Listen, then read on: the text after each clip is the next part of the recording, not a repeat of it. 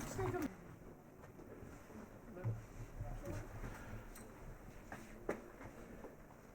Well folks, good afternoon, welcome to Ibrox Stadium. My name is Ewan, I'm going to be your guide this afternoon. I'll take you around about some of the main rooms we've got here in the middle of the main stand.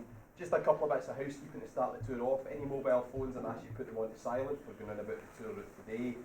Please stay close as we move area to area. It's very easy to get lost, particularly along the back corridors here at the stadium. So I'll try and give you enough time to see the things in the rooms, but as we go to move on, please come with me as we move to the next area. There's not really any restrictions of photography. You can take pictures of everything and anything. The only thing we ask you not to do is take pictures or video record during the wee DVD that we're about to put on. But as I say, if you've got any questions, feel free to give us a wee shout. If I don't know the answer, I'll just make something up and hope I get away with it. So next stop, folks, is going to be the visiting team changing room. So if you want to come this way, we're going to make our way around the visiting team changing room. As you can see, the facilities aren't particularly bad when you come and play against Rangers here at Ibrox. I can assure you we've been in much worse over the last couple of years of our travels around Scotland. Here at Ibrox we've got a UEFA 5-star or elite stadium rating. It means that the top bracket of matches can be played here. Things like European finals can be played here at Ibrox. To get that rate, you've got to meet a lot of criteria, and one of them or two of them are to do with the dressing rooms. Your dressing rooms have to be a minimum size. They don't need to be the same size. You'll see that a bit later on when we go into the Rangers dressing room. It's a bit bigger in there. They do need to meet the minimum. The room, as you can see, is just big enough. It's not much bigger than the minimum specifications, but as I say, it does meet the minimum specs. So this is the bit where the players get changed. We've got the shower room just through there, and then there's a room for the head coach staff and also the medical staff just next door. So there's quite a small area for that. Rangers get much more facilities over the home side end. See here some of the tops of players that have played against Rangers here at Ibrox. More recently, we've had people like Beckham, Messi and Ronaldo have all sat in this room to get changed. But as you can see, some of the slightly older players that have played here. Graham Souness played with Liverpool against Rangers when we opened the new Broomland, Copeland and Govan stands. And then down at the far end, we get Cruyff's top. Cruyff, as you know, one of the most talented footballers we've probably seen, mostly known for his turn more than anything else, but he was playing against Rangers with Ajax in the very first European Super Cup final. At that time, a two-legged affair, played here at Ibrox and also over in Holland. He only scored once. The defence did see it as a bit of an achievement. I only let him on the score sheet once. We did get beat home and away though. So as I say, we did play against Ajax in the very first European Super Cup final. Now, apart from the size difference between here and the Rangers dressing room, there are various other things that happen specifically to the visit team in here. You'll notice when we go into the Rangers dressing room later on, the coat hooks are about 6 inches further up the wall in here than they are in the Rangers one. I mean, the visiting side have to reach higher up to get their jerseys, and they know they're playing a bigger side when they come to Ibrox. Mind games are really important in modern football. That's just one of the things that happens. This change room's also closer to the tunnel. On a match day, it means the visiting team get there first. They've got to stand and wait for Rangers to make their arrival. If it's the first time you played here, pardon me, it's very intimidating standing down that tunnel area with the noise, the support coming right up the tunnel towards you. So if you want to grab some pictures here in the away dressing room, you're more than welcome to do so. You can have a wee look into the shower room if you want. In a minute or two, we're going to start to make our way up the stairs and towards the blue room. How's it work? But the noise is better.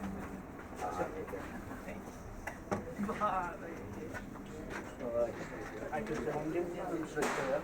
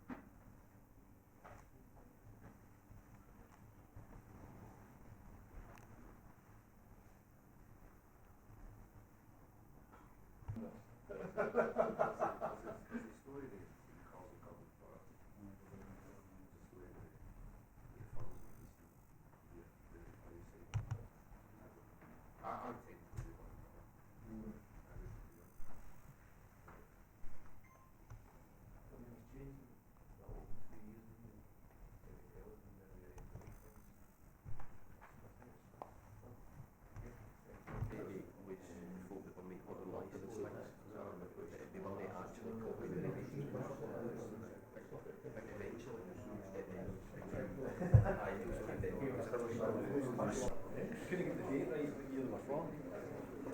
One of the former players is taking up from one of the club's Hall of Fame board. Usually players are added every other year, normally not at dinner held about the March time, it's usually by a group of 3 or 4 that were inducted on at any one time. There have been some exceptions to those sort of standard rules. The first 4 names in the far end was the 4 boys that founded Rangers. The club don't own the right that they get their space at the very start, because without them, the things you see around about you probably wouldn't be here today. And there's a painting of the founders there at the bottom of the hall. We see the 4 boys of Ibrox in the background, the 4 founders of this great club. And the man at the other side, Tom Valls, the club's first captain. And a lot of people do sort of consider him as one of the founders as well, 5th founder if you like, although he's worked in the early years of Rangers. The other painting here in the hallways at this end, that's Alan Morton, the wee blue devil was his nickname. But believe it or not, it's a life-size portrait of the man. Bring it down, make sure his boots on the ground, that's all the height he was. He was only about 5'4". So certainly not one of the tallest boys to have played here, but definitely one of the most talented and one of the quickest with the ball at his feet. Now the first return of the stairs, you probably noticed him your way up to the Buster Bill's roof, as I said a wee bit earlier on, arguably the club's greatest manager. I like to think he's sitting there watching over the front door of the stadium, making sure players were properly dressed. In his day, he started off the player dress code, and that's something that carries on to this day. He said all those years ago that players had to be properly dressed, wearing a shirt and tie, a blazer, a bowler hat, to be cleanly shaven with short hair. But since then, the dress code has changed quite a lot, but as I say, it is still in place, and it's still Mr. Sooth's punishment that's used for players that are not properly dressed. So on a match day, somebody there to check the players, either when they come in the front door, sometimes they would come up the tunnel, somebody there to check them, make sure they've adhered to the club's instructions. If they're not properly dressed, they're not allowed inside the stadium. They'll be stopped, they'll be sent home and told to get changed, and they're not eligible for selection that day, simply because they weren't properly dressed when they come in the first time. That's something a lot of people think is quite old-fashioned, quite harsh. It's not really happened a lot in recent times because players just sort of get on with it. The last man to be sent home for not being properly dressed was Stuart McCall. When he played here, he came in not properly dressed with no excuse. He was sent home. The police wouldn't really believe who he was when he came back to the stadium, and he wasn't allowed actually back into the front of the stadium for well into the first half. He would have been able to play that day, but he wouldn't have been picked anyway. So if you want to grab some pictures of the Hall of Fame on the paintings you've not already done so, feel free to get them just now. Our next stop's going to be the director's box. So once you're ready, if you want to start coming round this way, you're going to make your way through the door behind me and up into the director's box itself. So they set them away, so they get sent away, you get paid a great to them. No, the green was the top class, he said they know.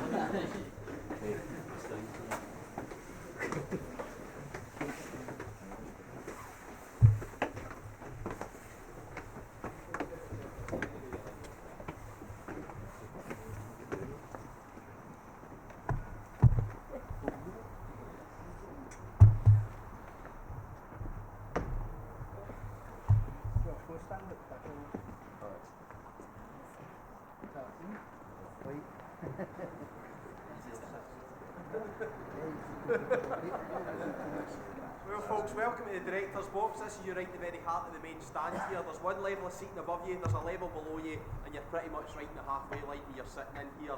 Just over 100 seats in our director's box, and usually it's pretty full on a match day. You've got the Rangers directors, the visiting team get an allocation down here at the front, and after that there's invited guests to the club. And many famous people have taken up an invite to sit in here. Everybody from Margaret Thatcher to Frank Sinatra. Buffalo Bill, the rodeo performer, was here on more than one occasion.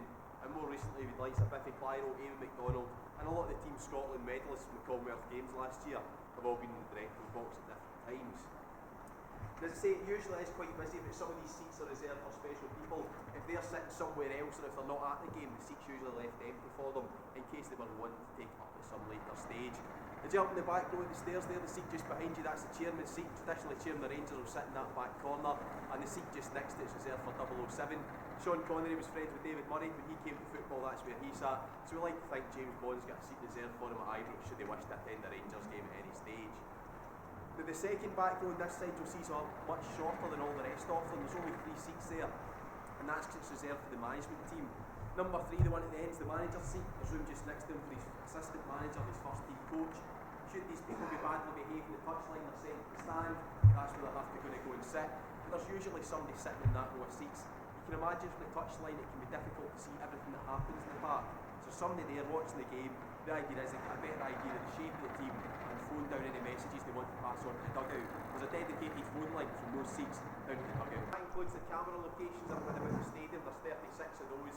4 of them are just above our heads. That blue bit coming off the club deck, top tier, the main stand. There's a camera deck for that particular level. It's quite similar. This one, there's no barriers in front. The seats move side to side. Apart from the height, there's one big difference with that one. When the bouncy happens in the club deck, it goes up and down the way about 2 feet. It's natural movement in the stadium. It was designed that way to sort of absorb the energy of the supporters. So with people just walking in and out, it can go up to 6 inches. If you're watching a game in the telly complaining about the quality of the cameraman, please folks spare a thought for the guy that's strapped into his seat up there, because the stadium's going anywhere from 6 inches to 2 feet up and down the way round about. Now looking across the pitch, you can see a couple of LED light things. That's a photosynthesis machine. It's effectively a big sunbed. It's artificial heat light on the grass, helping it grow back, particularly during the winter months when we're not getting a lot of sunlight hitting it. We do need them all year round here at Ibrox, purely because of the roof of the club deck. When they put that up, we didn't realise how much the grass that would shade. So about a third of the pitch on this side doesn't really get any sunlight at all. So we've got enough of these lights to spread out, cover touchline to touchline, and the bit that doesn't get any sunlight makes the grass at this side grow at the same speed as the grass over there on the far side of the park. So if you want any pictures across the pitch, down here at the front's definitely the best place to get them from. Our next stop's going to be the Members Club. These are the Members Club seats just round about the Director's Box here. They're most sought after hospitality. You can't buy a seat in the Director's Box, that's by invitation only. You can get one of these ones just outside off. Your name put on it, you've got it for a full year, and you also get access to the Members Club that we're going to go into next. So when you're ready, once you've got your photos, we want to start coming this way, and make our way down into the Members Club. I was about to say there.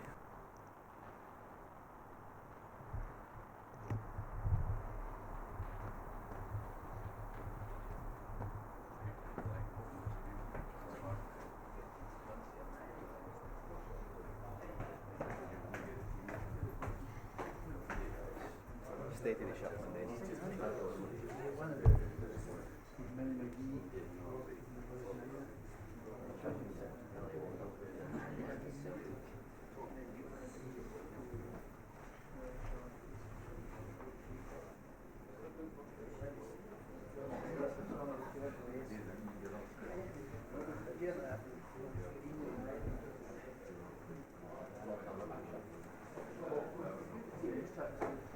well, folks, welcome to the Members Club. As I was saying outside the door, it is one of the most sought after hospitality suites, and it is bought on a season-to-season basis.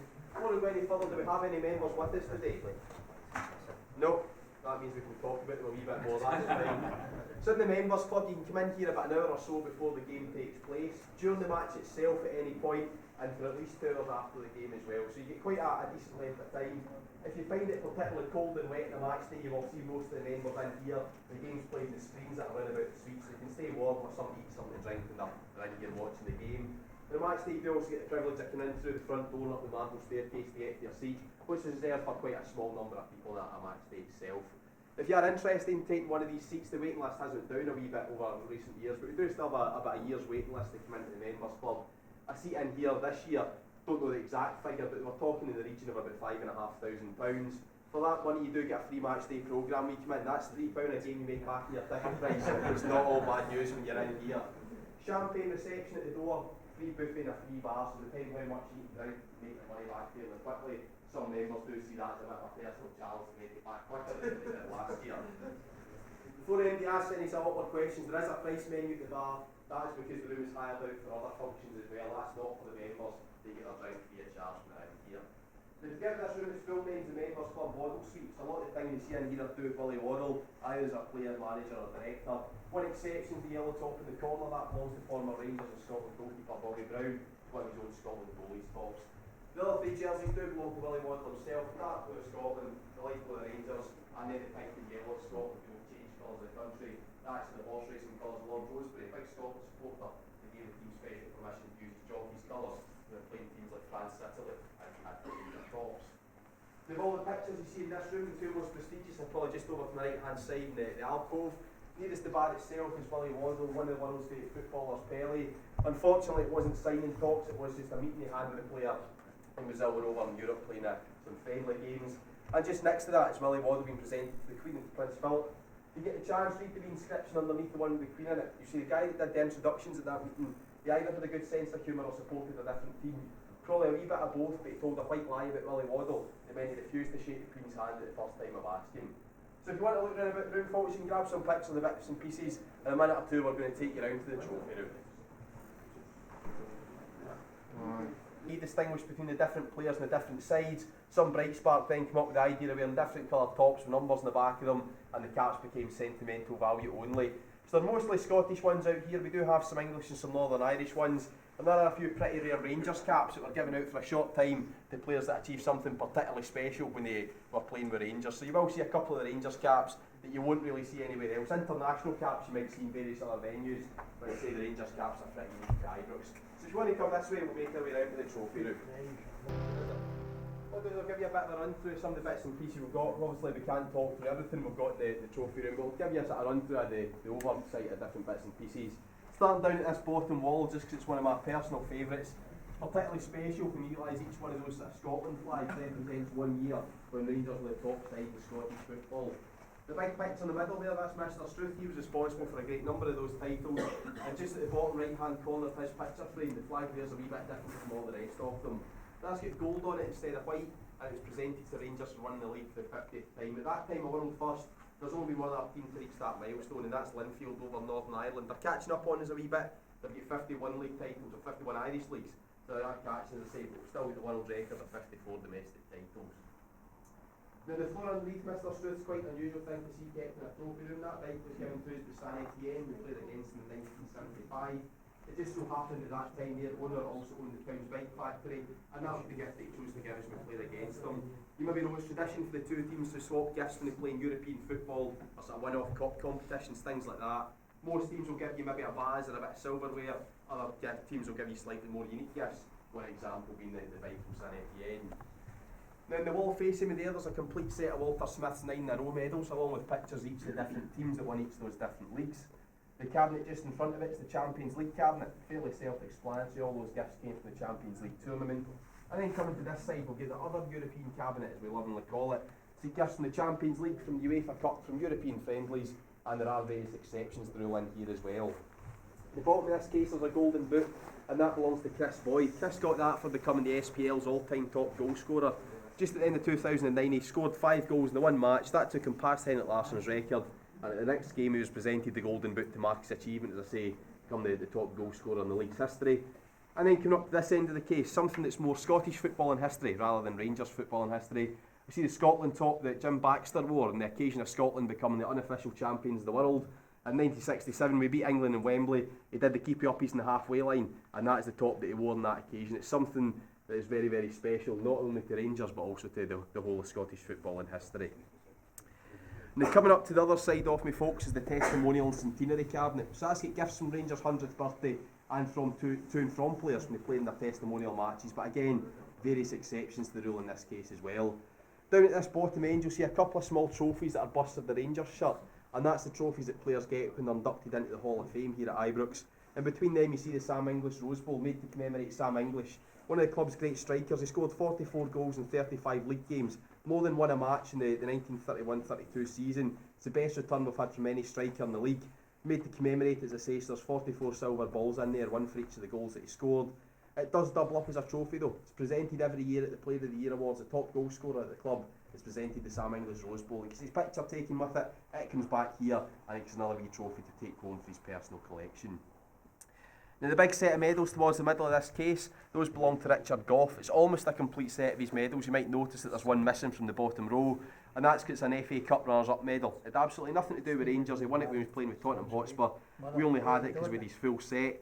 When Tottenham opened up their museum, they asked him for a bit of memorabilia. He decided to take this medal from here and hand it in down south. It makes more sense for it to be down there. But as I say, it is almost a complete set of all these medals. And at the top end of this case there's another golden boot, and that one belongs to Ali McCoist. It's one of his two for being Europe's top goal scorer, with the other one being kept at the National Museum of Football at Hampden Stadium. Now as we move across to the other side of the room, that's the real trophy cabinet here in the trophy room. The one right in the very middle with red, white and blue ribbons on it is the League One, the old Division 2 title that Rangers picked up at the end of last season. And then coming down to the right hand side as I'm looking at it is a European Cup Winners' Cup from 1972. The very end of this case, looking sort of down the room towards the right hand side, you'll see the SFA Youth Cup. Highlights that this room isn't just for the first team. Any youth teams can get their trophies put in the trophy room at Ibrox, but you do tend to find that many of the youth teams keep their trophies at Murray Park. It's easier for the teams to see them there, get their friends or their family in to see them, but if they want, they can get their trophies displayed here in the trophy room within the main stand at Ibrox. Now, one of the most special trophies you'll see in there, in fact the oldest trophy you'll see in this trophy room, is a small goblet just next to the number 9. The number 9 was for 9 in a row, and you'll see a small goblet just to the right hand side of that. That was won by Moses McNeil. When he entered the Gaelic Sports half-mile race, he put his running team as Rangers Football Club. When he won the race in a roundabout sort of way, that was the first trophy that Rangers had ever won, a few years before he then on to win the Glasgow Charity Cup. So who was to know was to go from that very first trophy to become, as I say, one of the most successful sporting institutions in the world. Now if we move up towards the top end of the room, we've got a lot of European gifts again in the top couple of cases, mostly bases at this side of the room. Over on that side, a lot of glassware and crystal, quite a typical gift to get from top to play against in the Europe. I think the most impressive thing you'll see in this case is the view of Walter Smith, you can see looking down the room. That 3D picture of Walter was given to him with the Orlando Rangers supporters club and the occasion of him retired doing for the second time. They say as a 3D picture, if you look at it from the different sides, you still see the 3D picture of Walter. So that's why I think he's the most impressive. And just round the corner is an image of Bill Foot. So arguably, the top two greatest managers sit together here in this cabinet. Even if no, the other side again, a lot of vases in there, mostly ceramics. There's one that's not, and it's the black vase at the top end. That's a lump of gold given to the Capinucci, quite a big mining area in Poland. We polished it and engraved it, hollowed it out, and used it to play against probably the most treasure gift you'll see in this case is the League Cup. It's a three-handled cup next to the certificate of light of the frame. That was given to us Mr. Francis Joseph, the chairman of Stoke. He gave Rangers as a thank you credit for playing the benefit match for all this Collier disaster. He was the man that got those cups made. There was only 30 of them made, then they broke the mould, and we're not entirely sure how many are left in existence. We know that five rounds still one. There's one at Hampden, there's one at Chelsea, there's one at St George's Park, English, there's one at the King's National Museum in London. I don't know really who the next cabinet outside of those 5 places. The same was given to the chairman of Stoke. It did come with conditions from him. He said that Rangers had to use their cup every year. It's first home game, the new year, the top back, take the cup, each place is empty. The unit can drink it any of it in the other. As far as we know, we're the only ones still to carry out those instructions. In the first game, the cup's taken from here, it's moving next door. It's filled with whiskey. The directors are saying, well, he's going to help the match, so they've been in the game of football. Then they pass the cup down the line. Twice before, it makes it easier for the last one to the next guy. The ball of this case, you'll see a wee soldier, and that was given to us by 4-5 Command of the Royal Marines. Then just about 11 years ago, there was 40 soldiers from 4-5 in the pitch here at Ibrox at half time. They just come back from Afghanistan. They'd been at Murray Park the day before, and they were invited here to give the supporters a chance to welcome them home and thank them for what they've been doing overseas. Then they were the first group in recent years to be here, but since then it's been various members of the Army, Navy and Air Force have been at various different matches, and most recently the Armed Forces Day celebrations, and also the Remembrance Day. Various members serving and ex-servicemen from the Ibrox regular keys. We do maintain close ties with the Army, Navy and the Air Force. The last thing I'm going to point out, folks, is a wee letter over there in the corner. It's got a blue border in about it. And the story behind that was a young boy broke his leg playing football. He lay in hospital and asked his dad to come and see Rangers play, but at that time it was the Harrison. He couldn't come with his leg in plaster and stand for 90 minutes. So his dad thought, I went off to the club for the last to sit him down the cinder track beside the pitch. The manager, Scott Simon, wrote back personally, which was quite unusual at the time, saying the police couldn't let him in case he was hit with a ball. He didn't know that when that wee boy grew up, he would become involved with football at quite a high level. He'd actually come to Ibrox on more than one occasion. That wee boy's name was Walter Smith. When he came as assistant and then manager for the first time, he put his life up here in the trophy room, and that's where he's stayed ever since. So if you want to have a look around about the room, folks, you can grab some pictures of some of the bits and pieces you've not yet seen. In a few minutes, we're going to go down the stairs and make our way along the Rangers changing room.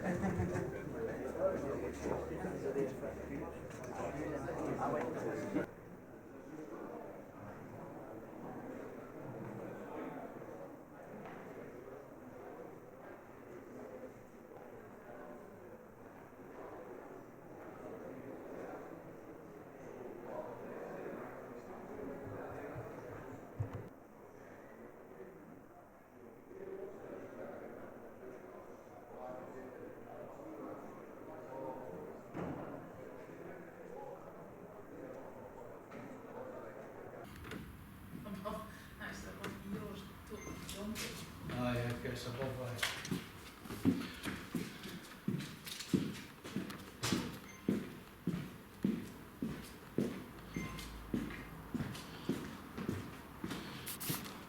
That's right.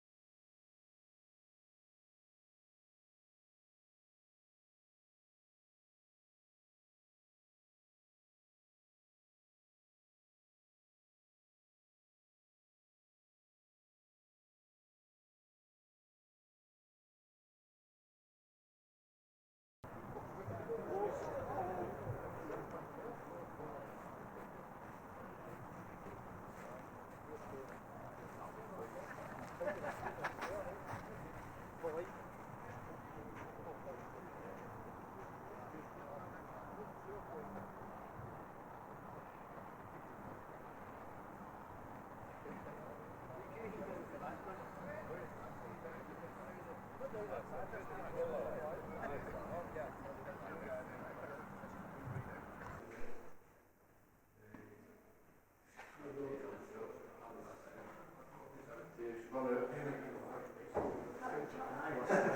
Ah, no, it's just thinking.